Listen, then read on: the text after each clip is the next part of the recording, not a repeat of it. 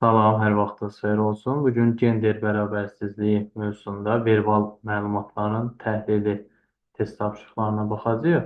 Birinci suala diqqətlə fikir versək, qeyd olunub ki, yer kürəsində qadınların sayı kişilərinkindən azdır. Biz mətnə diqqətlə fikir versək, mətnə və baxırıq ki, qeyd olunub ki, qadınlar yer kürəsində yaşayan insanların yarısını təşkil edir.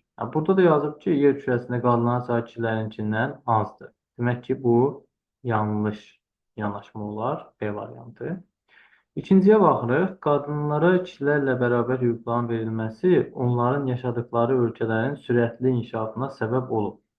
Düzdür, mətndə qadınların kişilərlə bərabər e, hüquqa malik olduğu ölkələr daha zəngindir deyə bir cümlə keçir.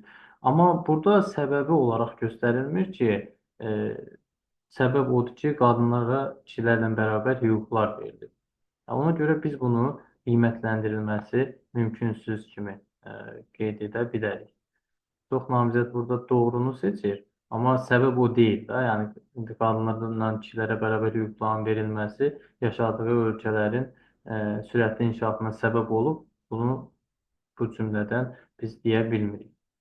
Üçüncü, Hindistan kəndlərindəki kişilərin əksəriyyəti gəlirlərin böyük hissəsini şəxsi ehtiyaclarını daha çox xərcləyirlər.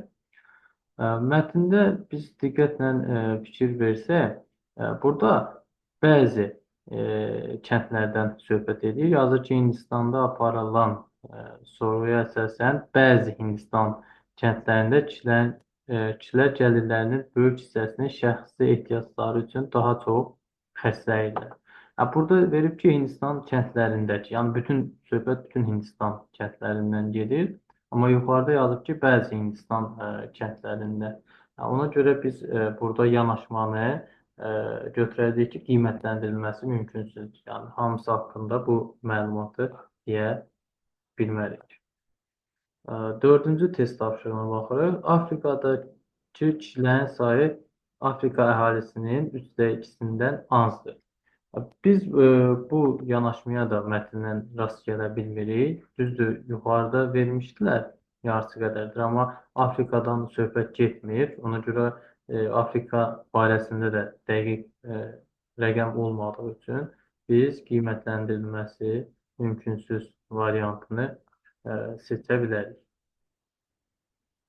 Beşinci test tapşırığına baxaq. Yer kürəsində yaşayan insanların yarısını qadınlar təşkil edir. Bəli, bu doğru yanaşmadır.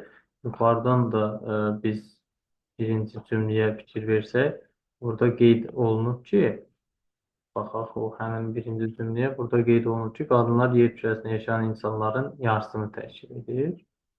Burada da yazıb ki, yer kürəsində yaşayan insanların yarısını qadınlar təşkil edir. Bəli, doğru olacaq.